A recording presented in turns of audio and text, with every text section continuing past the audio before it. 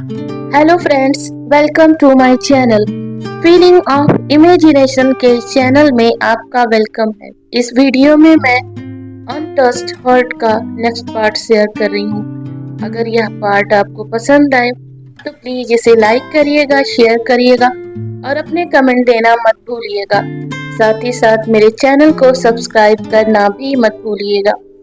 Okay friends, तो चलिए अब हम अपनी स्टोरी पर आते हैं। प्रीवियस पार्ट में आपने देखा था कि वांगजी ने वेवुशियान को अपने मेंशन में ही रखा था। वांगजी के अंकल वांगजी की मैरिज वेन चाओ से कराने की सोच रहे थे। वहीं वांगजी ने मार्था को वेवुशियान का ख्याल रखने के लिए बोला था। इसके बाद वह इसके बाद वह वेन चाओ के साथ ब्रेकफास्ट करने के लिए निकल पड़ता है। वांगजी, वेन चाओ और वेंसु इस वक्त ब्रेकफास्ट करने बैठ गए थे। सुयांग भी वहीं खड़ा था। वह बॉडीगार्ड था तो उसे वांगजी के पास ही रहना था। वांगजी ने सुयांग की तरफ इशारा किया कि वह भी उसे ज्वाइन कर ले, मगर सुयांग ने इशारे में ही साफ मना कर दिया। वह नहीं चाहता था कि वांगजी और सुयांग की नजदीकियों के बारे में विंस को जरा सा भी शक हो। वांगजी को बिल्कुल अच्छा नहीं लग रहा था। उसका मन कड़वा हो रहा था। उसे अपना ब्रेकफास्ट करने का मन नहीं कर रहा था। मार्था ने सभी को ब्रेकफास्ट सर्व कर दिया। सभी उसे ही खाने लगते हैं, मगर तभी वेनचाओ की नजर वांगजी पर जाती है, जो अपने ब्रेकफास्ट के साथ खेल रहा था। वेनचाओ ने बहुत ही सॉफ्ट आवाज में कहा, क्या हुआ वांगजी, तुम खा नहीं रहे हो? क्यों? ऐसा क्यों है? क्योंकि वो अपने हस्बैंड का वेट कर रहा है और अपने हस्बैंड के बगैर वह खा नहीं सकता है। एक डोमिनेटिंग आवाज गूंज गई। सभी ने उस आवाज की तरफ देखा तो वह वेवुशियान था, एक अलग ही अवतार में, पहले से ज्यादा कॉन्फिडेंट। उसे देखकर यह बिल्कुल ही नहीं लग रहा था कि कल उसके साथ कितना गलत हुआ, बल्कि वह नॉर्मल था और बहुत खुश लग रहा था। सब उसे हैरानी के साथ देखे जा रहे थे। सभी वेवुशियान के इस अंदाज को समझने की कोशिश कर रहे थे कि एक और धमाका उनके सर पर हो जाता है। जब जब वेवुशियान वांगजी के बगल में बैठता है और उसे बगल से ही गले लगाते हुए कहता है, सॉरी बेबी, मैं लेट हो गया, डोंट माइंड प्लीज। वो क्या है ना, अपने चोटों को छिपाने के चक्कर में मुझे बहुत सारी मशक्कत जो करनी पड़ी। I hope you understand. Wangji तो आंखें फाड़े अपने हस्बैंड का ही चेहरा देखे जा रहा था। तभी वेवुशियान ने वांगजी के गालों को टच करते हुए कहा, बेबी, इस तरीके से मत देखो मुझे। मैं तुम्हारा ब्रेकफास्ट नहीं हूँ। तुम्हारा ब्रेकफास्ट तो सामने पड़ा है। हाँ, तुम चाहो तो रात में मुझे खा सकते हो, पर अभी मेरे पास टाइम नहीं है। नहीं तो मैं अभी भी तैयार था। इतना कहने के साथ वांगजी का वो फेस उसके खाने की तरफ कर देता है। बेबुशियान फ्लर्ट कर रहा था वांगजी से, वो भी सबके सामने। सब हैरान थे। विंचाओ का मन कर रहा था वह वेबुशियान के हाथ तोड़ दे। वह वांगजी से प्यार भले ना करता हो, पर उसे वह अपनी प्रॉपर्टी तो समझता ही था, और वेवुशियान ने उसकी प्रॉपर्टी पर हाथ रखा था। वह जलती निगाहों से वेवुशियान को घूर रहा था। उसने गुस्से से कहा, वेवुशियान! मगर ये क्या? वेवुशियान ने वेंचाओ के सामने की प्लेट खींचते हुए कहा, मिस्टर वेन, सॉरी, बट जब तक मैं नहीं खाऊंगा मेरा हस्बैंड भी नहीं खाएगा। तो ये प्लेट आप मुझे दे दीजिए। मार्था, आप इनके लिए दूसरा प्लेट निकाल दीजिए। मैं कोई टाइम नहीं लेना चाहता हूँ। मैं नहीं चाहता मेरी वजह से मेरा हस्बैंड भूखा रहे। वेन चाओ हैरान था, ये क्या हो रहा है? क्या ये भूल गया है इसकी हालत इस वक्त क्या है? तुम्हारी इतनी हिम्मत! वेन चाओ गुस्से से उठ खड़ा हुआ तो वेवुशियान ने अपनी बड़ी सी स्माइल देते हुए थोड़ा मजाकिया अंदाज में कहा, मिस्टर वेन चाओ, मिस्टर वेन चाओ, आप लेंस के साथ अपना रिश्ता जोड़ना चाहते हैं?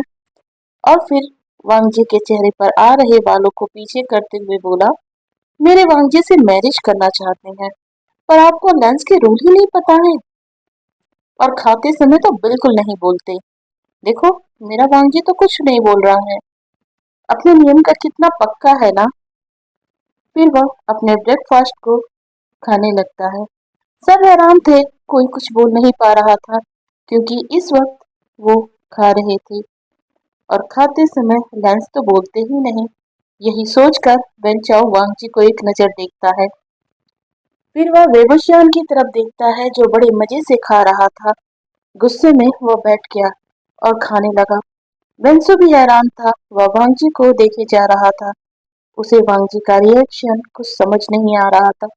वांगजी तो अभी भी वैसे ही फ्रीज बैठा था, उसके शरीर में गूज बम्स आ रहे थे। आज पहली बार उसके अल्फा ने उसे बच्चा नहीं समझा, बल्कि अपना हस्बैंड समझकर टच किया था, फ्लर्ट किया था। इसी के लिए तो वांगजी न जाने कब से कोशिश कर रहा था। पर आज जब उसका हस्बैंड एक अडल्ट की तरह उसे ट्रीट कर रहा है, तो उसके लिए खुद को संभालना मुश्किल हो रहा है। वह चाहता है इसी वक्त अपने अल्फा के सामने खुद को सबमिसिव कर दे, पर नहीं कर सकता। उसके हालात इस बात की इजाजत दे नहीं रहे थे।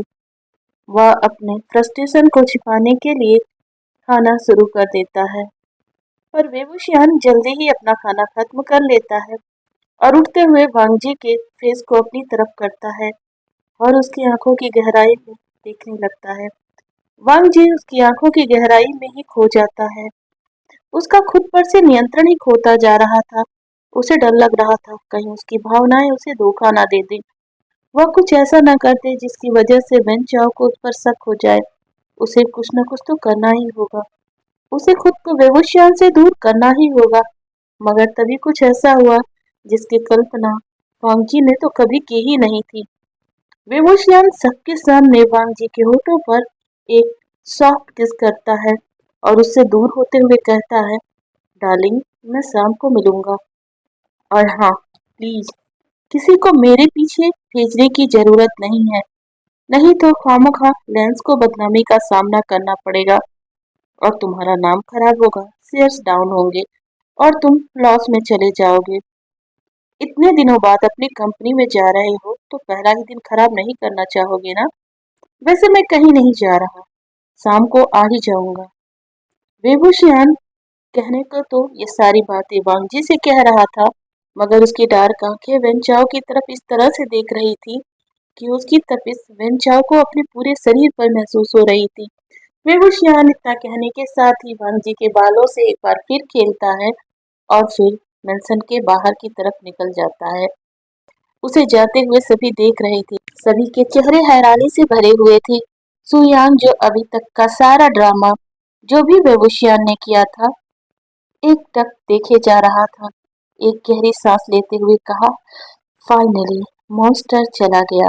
वो मास्टर है, मॉन्स्टर नहीं, मार्था ने धीरे से कहा। मगर इस वक्त वो मॉन्स्टर ही लग रहे थे मार्था, क्यूट मॉन्स्टर। सुयांग ने मुस्कुराते हुए कहा, आज तो पूरे दिन का एंटरटेनमेंट पैकेट मुझे मिल गया मार्था।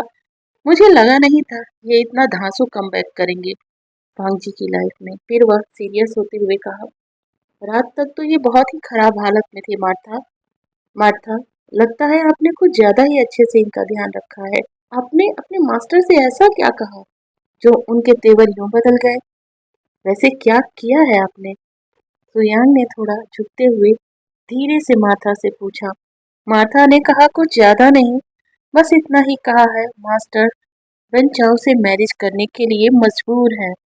और इसी बात से वो शायद ट्रिगर हो गए और उनके अंदर का पजेसिव अल्फा बाहर आ गया, जो किसी भी हाल में अपने ओमेगा को हर्ट तो होने नहीं देना चाहता। तो यांग ने कहा, तो ये बात है, पर ये पजेसिव अल्फा तो बड़ा खतरनाक लग रहा है। अब देखते हैं लान वांग जी क्या करेंगे। मास्टर, लग रहा है सदमे में है। वो अभी तक वैसे ही बैठे हैं, मार्था ने मुस्कुराते हुए कहा। अच्छा है मार्था, मास्टर को परफेक्ट पार्टनर मिल गया है। जैसे वो अपनी फीलिंग्स सबके सामने से छुपा कर कोल्ड बने रहते हैं, वैसे ही हमारे दूसरे मास्टर सरेआम उनसे फ्लर्ट कर रहे हैं। मजा आएगा इन्हें ऐसा देखकर, मार्था ने मुस्कुराते हुए कहा। पता नहीं मजा आएगा मार्था या नहीं, पर मुझे टेंशन हो रही है लान वांगजी की। अभी तक तो हम यही सोच रहे थे कैसे बचा कर रखा जाएगा विभूषण को, पर अब हमें सोचना पड़ेगा वांगजी को कैसे बचा कर रखा जाएगा। बेचारे वांगजी। सर, उनकी हालत तो इधर कुआं और उधर खाई जैसी हो गई है। अब देखते हैं वो इससे कैसे बाहर निकलते हैं। उसकी इतनी हिम्मत वांगजी, वह सरेआम हमें धमकी देकर चला गया। और वांगजी तुमने कुछ नहीं कहा, तुम ऐसे कैसे बर्दाश्त कर सकते हो उसे? कहते हुए वेन चाओ लगभग वांगजी पर चिल्ला पड़ा। वेन चाओ, मत भूलिए, आप अभी मास्टर के हस्बैंड नहीं बने हैं, तो आप उन पर चिल्ला नहीं सकते हैं। देख नहीं रहे हैं मास्टर की हालत, अभी वह ठीक हुए हैं, उन्हें चीजें समझनी होंगी। क्या आपको नहीं पता है वो मास्टर के अभी भी हस्बैंड है? सुयांग ने वेन चाओ पर गुस्सा होते हुए बात को घुमाने की कोशिश की। सुयांग, आई थिंक हम लेट हो रहे हैं, हमें ऑफिस चलना चाहिए। वांग जी की कोल्ड आवाज सुनते ही वहां एकदम से साइलेंस छा गया और वांग जी बिना ब्रेकफास्ट किए वहां से निकल गया। वेंचाओ भी उसके पीछे जाने को हुआ तो वेंसु ने हाथ पकड़कर रोकते हुए कहा, जाने दो भाई, अभी अभी वांग जी गए हैं, वह आप पर गुस्सा करेंगे और हम उनकी नाराजगी अभी तो झेल नहीं सकते हैं।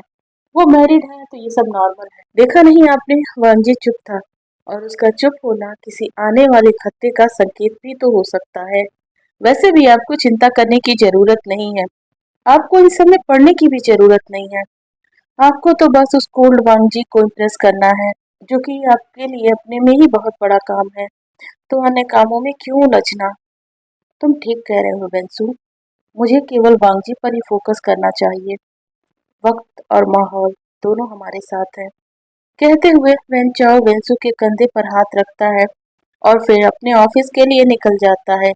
इधर कार में वांगजी और सुयांग, ड्राइवर कार चला रहा था। सुयांग वांगजी का पर्सनल असिस्टेंट भी बना दिया गया था, तो वह सुयांग के साथ ही बैठा था। वांगजी अपनी निगाहें बाहर की तरफ करके व्यू का आनंद ले रहा था। उसकी आंखों में इस वक्त शर्म और होठों पर मुस्कुराहट एक साथ थी। सुयांग को तो पहले बहुत अच्छा लग रहा था वांगजी को ऐसे देखकर, पर अब बहुत ज्यादा हो रहा था, क्योंकि उसे वांगजी की खामोशी बर्दाश्त नहीं हो रही थी। दोनों खामोश थे। सुयांग ने वांगजी को छेड़ते हुए कहा, वांगजी, क्या हुआ? अब पूरे दिन यूं ही मुस्कुराते रहना है या कुछ बोलना भी है? मैं कहाँ मुस्कुरा रहा था, वांगजी ने। मैं कहाँ मुस्कुरा रहा था, वांगजी ने। मैं कहाँ मुस्कुरा रहा था, वांगजी ने हड़बड़ाते हुए कहा। मुस्कुरा नहीं रहे थे? ओह, तो शर्मा रहे थे। देखो ना, तुम्हारे कान कितने लाल हो रखे हैं। वांगजी बनावटी नाराजगी जाहिर करते हुए बोला, सुयांग, तुम ये कैसी बेकार की बातें कर रहे हो? मैं नहीं मुस्कुरा रहा हूँ। मैं ना तो मुस्कुरा रहा हूँ और ना ही शर्मा रहा हूँ। और फिर वांगजी का चेहरा फिर से कोल्ड हो गया। सुयांग ने कहा, मैं भी ना, मेरा दिमाग खराब हो जाता है, कुछ सोच ही नहीं पाता हूँ। वो वो मुस्कुराता वांगजी ही ठीक था, ये कोल्ड वांगजी तो हर पल मुझे डराता रहता है। सुयांग ने कहा। वांगजी ने कहा, ओवर एक्टिंग बंद करो सुयांग, चलो अब बताओ आगे क्या करना है हमें। सुयांग ने कहा, डॉक्टर वेंचिंग को गगा के पास रहने के लिए मना लिया गया है, वो भी बिना वेवोशियान को जानकारी में आए। मगर ये कैसे किया तुमने? मैंने नहीं किया वांगजी, साव ने किया है और यह वही बता पाएगा। मैं उससे पूछ नहीं पाया क्योंकि समय नहीं मिला। और मेंग्याओ का पता चल गया है, वह कनाडा में है, मुस्वानियों के साथ। मुस्वानियों के साथ? वांगजी ने हैरानी से पूछा। मतलब कि मिस्टर मो के बेटे मुस्वानियों के साथ? वांगजी ने दोबारा हैरानी से पूछा। सोयांग ने कहा, हमारा अंदाजा सच निकला, मो भी उनसे मिले हुए हैं और मेरे पास इस वक्त पुख्ता सबूत है जो बता सकते हैं कि मिस्टर मो उनसे मिले हुए हैं। पर एक बेहद इम्पोर्टेंट बात पता चली है, मिस्टर मो वेन रोहान को जिन गुआंगसान मिस्टर मो और वेन रोहान दोनों को ही जिन गुआंगसान कंट्रोल कर रहे हैं। अभी तक इस बात का अनुमान था पर सबूत नहीं था, अब तो सबूत है। मेंग्याओ को वापस लाने के लिए मैंने कुछ आदमियों को भेज दिया है, पर सबसे बड़ी बात इस वक्त ये हो गई है कि इन दिनों के बीच में आप वेवोशियान को कैसे संभालेंगे? अगर आप उन्हें संभालते हैं तो वेन चाओ को शक हो जाएगा और उनकी आज की हरकत देख के मुझे ये नहीं लग रहा है कि वो डर के कहीं किसी कोने में छुपे बैठेंगे। वो सामना करेंगे आपको प्रोटेक्ट करने के लिए। क्योंकि उन्हें पहले से ही पता है कि वेन चाओ आपके लिए बिल्कुल अच्छा नहीं है। तो भला वो आपको कैसे कैसे किसी परेशानी में डाल सकते हैं। वांग जी मुस्कुराने लगा और कहा, देखो ना सुयांग, कितनी अजीब बात है। मुझे इतना प्यार करने वाला हस्बैंड मिला और मैं बदले में उसे उसका प्यार रिटर्न भी नहीं कर सकता। सुयांग ने कहा, सब ठीक हो जाएगा वांग जी, बट अभी हमें कुछ सोचना पड़ेगा। वांग जी ने कहा, तुम सच कह रहे हो सुयांग, हमें जरूर कुछ सोचना पड़ेगा, नहीं तो बहुत बड़ी प्रॉब्लम हो जाएगी। काश गागा जल्दी से ठीक होकर वापस आ जाते तो हम इन सब चीजों से कितनी आसानी से निकल सकते। सुयांग ने कहा, उनकी हालत सुधर रही है, वो जल्दी ठीक हो जाएंगे और हम जल्दी ही इन सब चीजों से बाहर निकलेंगे। आई होप तुम सही कह रहे हो, वांग जी ने गहरी सांस लेते हुए कहा। ओके फ्रेंड्स, तो आज की वीडियो यहीं पर एंड करती हूँ। मिलते हैं नेक्स्ट वीडियो में। Thank you.